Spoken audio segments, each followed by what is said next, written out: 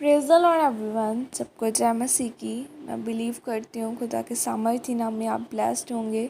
और आइए मैं आप सभी के लिए उस सामर्थ्य से भरे और उस पवित्र वचन को पढ़ती हूँ, जो वचन हमें परमेश्वर के दास अपोस्टल अंकुर यूसुफ निरुला जी द्वारा और परमेश्वर की दासी पास्टर सोनिया यूसुफ निरुला जी द्वारा दिया जाता है।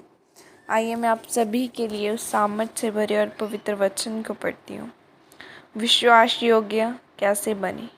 जैसे कि पवित्र बाइबल लूका 2:23 और 24 आयत में लिखा है, जैसा कि प्रभु की व्यवस्था में लिखा है कि हर एक पैलौठा प्रभु के लिए पवित्र ठहरेगा और प्रभु की व्यवस्था के वचन के अनुसार पंडितों का एक जोड़ा या कबूतरों के 2 बच्चे लाकर बलिदान करे। आमीन। मेरे प्रियो, बाइबल में लिखा है कि जब प्रभु यीशु मसीह का जन्म हुआ तब व्यवस्था के अनुसार मरियम और यूसुफ ने अपने पहलौठे पुत्र को छुड़ाने के लिए परमेश्वर के भवन में कबूतरों का एक जोड़ा बलिदान किया, क्योंकि यह व्यवस्था में लिखा था कि हर एक पहलौठे को छुड़ाने के लिए बलिदान दिया जाए। मरियम और यूसुफ के पास इतना भी पैसा नहीं था कि वे अपने पहलौठे को छुड़ाने के लिए परमेश्वर के सामने बड़ा जानवर लेकर जाएं, लेकिन फिर भी वे परमेश्वर के साथ वफादार थे। इसीलिए परमेश्वर ने उनको अपनी योजना को पूरी करने के लिए इस्तेमाल किया। और बाइबल में लिखा है कि पौलुस ने कहा कि बिना विश्वास के परमेश्वर को प्रसन्न करना अनहोना है। आज आपकी ज़िंदगी में ऐसा हो सकता है कि जब आपको लगे कि सब कुछ ख़त्म हो गया है, और अगर उस वक्त भी आप परमेश्वर के साथ वफादार रहते हैं तो परमेश्वर आपको इतना ऊंचा करता है, इतना आशीष करता है कि फिर लोग भी आपकी तरह बनना चाहेंगे। हालेलुया। बाइबल में लिखा है कि जकरिया और लिशेबा की कोई भी संतान नहीं थी, लेकिन फिर भी वह परमेश्वर की आज्ञाओं पर चलते थे। कोई आशीष न होने पर भी जकरिया परमेश्वर के भवन में लगातार सेवा करता था।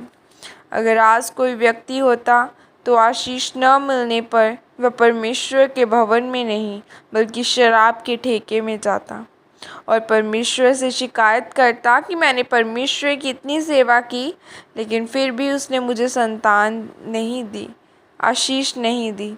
जकरिया और एलीशिबा के विश्वास को देखकर परमेश्वर ने उनको ऐसी संतान दी जिसने प्रभु यीशु मसीह को बपतिस्मा दिया। हालेलुया। मेरे प्रियो, अपने आप कुछ नहीं होता। आपको बड़ी गवाही के लिए परमेश्वर की आज्ञा को मानना पड़ता है, उसके साथ वफादार रहना पड़ता है। याद रखें, हर बाइबल का वचन सबके लिए नहीं है। जो परमेश्वर के साथ विश्वास योग्य रहता है उसी की ज़िंदगी में परमेश्वर बड़े काम करते हैं।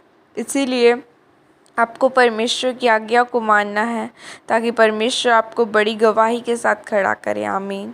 और यह प्रार्थना आपके द्वारा की जाए।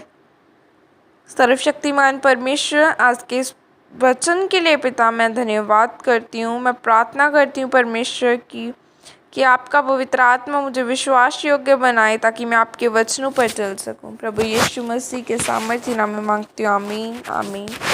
जैसा परमेश्वर का वचन कहता है कि वो परमेश्वर के लोग कैसे अड़े और खड़े रहे, और जब वो अड़े और खड़े रहे तभी उन्होंने अपनी लाइफ में बड़ी ब्लेसिंग को लिया।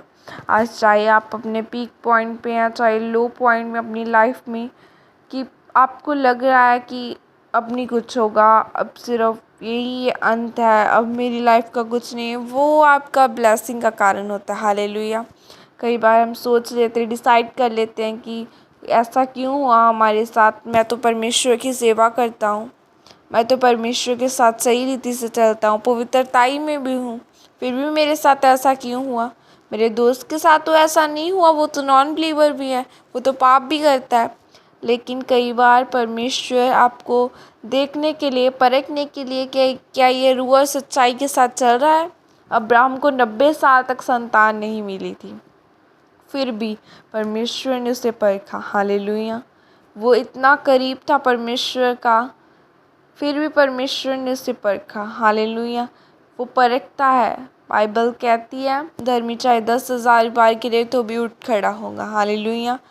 डरना नहीं है, परमेश्वर के वचनों पर चलना है, पाप से दूर रहना है, पवित्रताई में रहना है।